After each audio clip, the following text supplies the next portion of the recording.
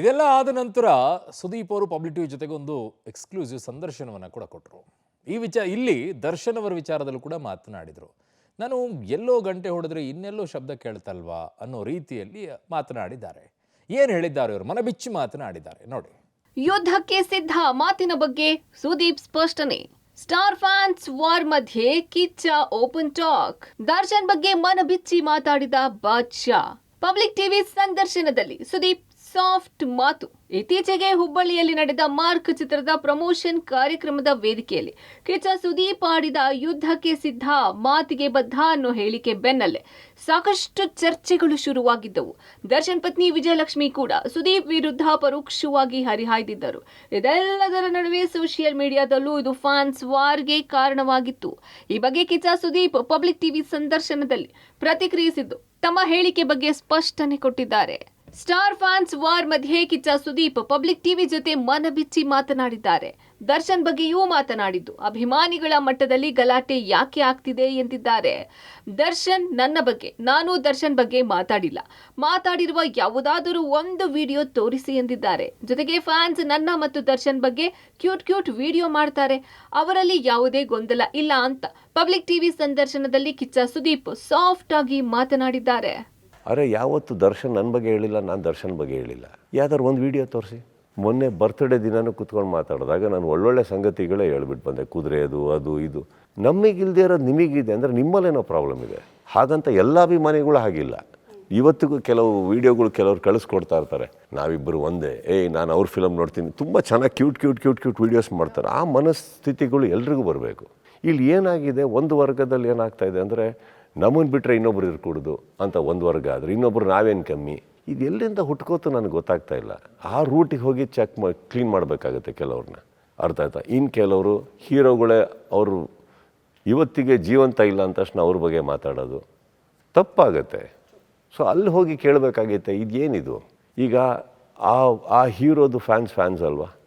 That is what I am trying to say. ಇವತ್ತು ನಾನು ಆ ವೇದಿಕೆ ಮೇಲೆ ಮಾತಾಡ್ಬೇಕಾದ್ರೆ ಇಷ್ಟು ಕಾರಣ ಇದೆ ರೀ, ಇಷ್ಟು ಡೀಪ್ ಮೀನಿಂಗ್ ಇಟ್ಕೊಂಡು ಮಾತಾಡಿದ್ದೀನಿ ನಾನು ಹೇಳಿದ್ದು ಎಲ್ಲೋ, ಗಂಟೆ ಹೊಡೆದದ್ದು ಎಲ್ಲೋ. ದರ್ಶನ್ ಪತ್ನಿ ವಿಜಯಲಕ್ಷ್ಮಿಗೆ ನಟ ಸುದೀಪ್ ಕೌಂಟರ್. ಹೌದು, ಸುದೀಪ್ ಹುಬ್ಬಳ್ಳಿ ಹೇಳಿಕೆಗೆ ಪರೋಕ್ಷವಾಗಿ ದರ್ಶನ್ ಪತ್ನಿ ವಿಜಯಲಕ್ಷ್ಮಿ ಕೌಂಟರ್ ಕೊಟ್ಟಿದ್ರು. ಈ ಬಗ್ಗೆ ನಟ ಸುದೀಪ್ ಪ್ರತಿಕ್ರಿಯಿಸಿದ್ದು ದರ್ಶನ್ ಪತ್ನಿ ವಿಜಯಲಕ್ಷ್ಮಿಗೆ ತಿರುಗೇಟು ಕೊಟ್ಟಿದ್ದಾರೆ. ನನ್ನ ಪೈರಸಿ ಹೇಳಿಕೆಗೆ ಯಾರೂ ರಿಯಾಕ್ಟ್ ಮಾಡಿಲ್ಲ, ರಿಯಾಕ್ಟ್ ಮಾಡಿದವರನ್ನೇ ನೀವು ಕೇಳಬೇಕು, ಅವರು ಯಾಕೆ ನಮಗೆ ಅಂತ ಅಂದುಕೊಂಡ್ರು ನನಗ್ ಗೊತ್ತಿಲ್ಲ ಅಂದಿದ್ದಾರೆ. ಜೊತೆಗೆ ದರ್ಶನ್ ಕಾರಣಾಂತರಗಳಿಂದ ಒಳಗಿರಬಹುದು, ದರ್ಶನ್ ಹೊರಗೆ ಇದ್ದಾಗ ಈ ತರ ನಡೆದಿರ್ಲಿಲ್ಲ, ನಾನು ಹೇಳಿದ್ದು ಎಲ್ಲೋ, ಗಂಟೆ ಹೊಡೆದದ್ದು ಎಲ್ಲೋ, ಅವರು ನನ್ನ ಹೆಸರು ಹೇಳಿದ್ರೆ ಉತ್ತರ ಕೊಡ್ತೇನೆ ಎಂದಿದ್ದಾರೆ. ಯಾರು ಬೇಕಾದರೂ ರಿಯಾಕ್ಟ್ ಮಾಡ್ಬೋದಿತ್ತು, ಯಾರೂ ಮಾಡಿಲ್ಲ. ಈಗ ಮಾಡಿದವ್ರಿಗೆ ನೀವು ಕೇಳಬೇಕು, ನೀವೇ ಯಾಕೆ ಮಾಡಿದ್ರಿ, ನಿಮಗೆ ಅಂತ ಯಾಕೆ ಅಂದ್ಕೊಂಡ್ರಿ.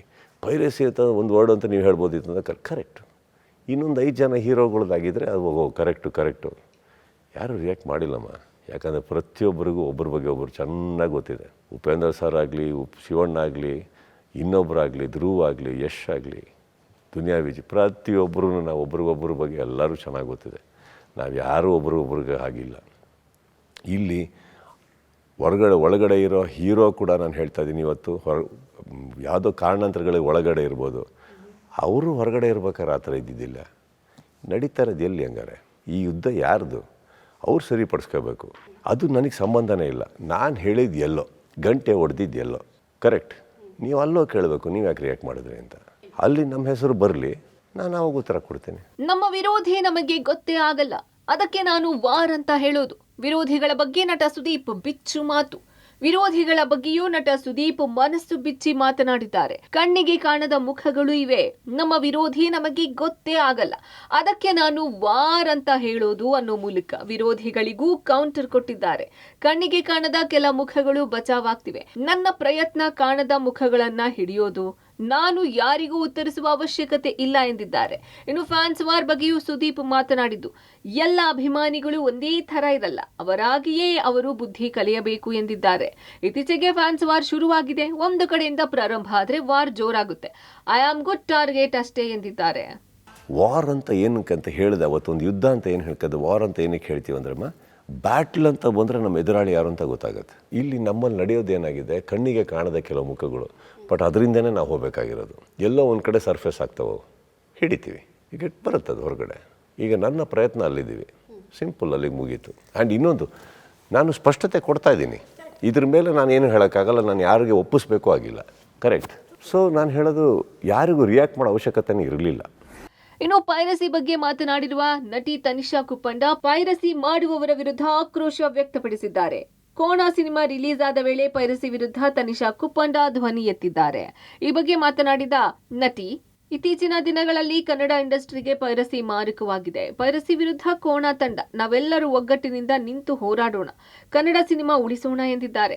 ಇತ್ತೀಚೆಗೆ ರಿಲೀಸ್ ಆಗಿರೋ ಕೋಣ ಸಿನಿಮಾದ ಮೂಲಕ ನೀವು ನನ್ನನ್ನ ಪ್ರೊಡ್ಯೂಸರ್ ಆಗಿ ನೋಡ್ತಾ ಇದ್ದೀರಾ. ಮೂವಿ ರಿಲೀಸ್ ಆದ್ಮೇಲೆ ಜನ ಯಾಕೆ ಥಿಯೇಟರ್ಗೆ ಕಡಿಮೆ ಬರ್ತಾ ಇದಾರೆ ಅಂತ ನಾವೆಲ್ಲರೂ ಯೋಚನೆ ಮಾಡ್ತಾ ಇರ್ಬೇಕಾದ್ರೆ ನಮಗ್ ಗೊತ್ತಾಗಿದ್ದು ಒಂದೇನೆ, ರಿಲೀಸ್ ಆಗಿದ್ 2ನೇ ದಿನಕ್ಕೆ ಪೈರಸಿ ಮಾಡಿ ನಮ್ಮ ಸಿನಿಮಾಗಳನ್ನ ಕಂಡಲ್ಲಿ ಹಾಕ್ತಾ ಇದ್ದಾರೆ. ಇದು ಕೋಣ ಸಿನಿಮಾದ ಕತೆ ಮಾತ್ರ ಅಲ್ಲ, ನಮ್ಮ ಇಂಡಸ್ಟ್ರಿನಲ್ಲಿ ರಿಲೀಸ್ ಆಗ್ತಾ ಇರುವಂತಹ ಪ್ರತಿಯೊಂದು ಸಿನಿಮಾ ಕಥೆನೂ ಇದೇ ಆಗಿದೆ. ಇನ್ನು ಸ್ಟಾರ್ ಹೀರೋಗಳ ಸಿನಿಮಾ ಅಂತ ಬಂದಾಗ ಫೇಕ್ ಅಕೌಂಟ್ಸ್ ಗಳಿಂದ ಇವ್ರ ಮೇಲೆ ಅವರು, ಅವ್ರ ಮೇಲೆ ಇವರು ಅಂತ ಹೇಳಿ ಫ್ಯಾನ್ ವಾಸ್ ನ ಕ್ರಿಯೇಟ್ ಮಾಡಿ ಸಿನಿಮಾ ಬಗ್ಗೆ ಕೆಟ್ಟ ಒಪಿನಿಯನ್ ಬರೋ ಹಾಗೆ ಮಾಡಿ, ನೆಗೆಟಿವ್ ಮಾಡಿ ಸಿನಿಮಾನ ಓಡದೆ ಇರೋ ಹಾಗೆ ಮಾಡ್ತಾ ಇದ್ದಾರೆ. ಹೇಗಿದ್ರು 2 ದಿನದಲ್ಲಿ ಟೆಲಿಗ್ರಾಮ್ ಅಲ್ಲಿ ಬರುತ್ತಲ್ವಾ, ಅಲ್ಲಿ ನೋಡ್ಕೊಂಡ್ರೆ ಆಯ್ತು ಅಂತ ಜನ ಕೂಡ ಇಗ್ನೋರ್ ಮಾಡ್ತಾ ಇದ್ದಾರೆ. ಇದು ಪೈರಸಿ ಮಾಡ್ತಾ ಇರೋರ ಪ್ಲಾಂಟ್ ಪ್ರೊಪಗಂಡಾ. ಇದರ ವಿರುದ್ಧ ನಾವು ಲೀಗಲ್ ಆಗಿ ನಿಂತ್ಕೊಂಡಿದೀವಿ. ಒಟ್ನಲ್ಲಿ ಕಿಚ್ಚ ಸುದೀಪ್ ಹೇಳಿಕೆಯಿಂದಾಗಿ ಫ್ಯಾನ್ಸ್ ವಾರ್ ಶುರುವಾಗಿದೆ. ಈ ಬಗ್ಗೆ ಕಿಚ್ಚ ಸುದೀಪ್ ಕ್ಲಾರಿಟಿ ಕೊಟ್ಟಿದ್ದು, ಇನ್ನಾದ್ರೂ ಫ್ಯಾನ್ಸ್ ವಾರ್ಗೆ ತಿಲಾಂಜಲಿ ಬೀಳುತ್ತಾ ಕಾದು ನೋಡಬೇಕಿದೆ. News desk, public TV.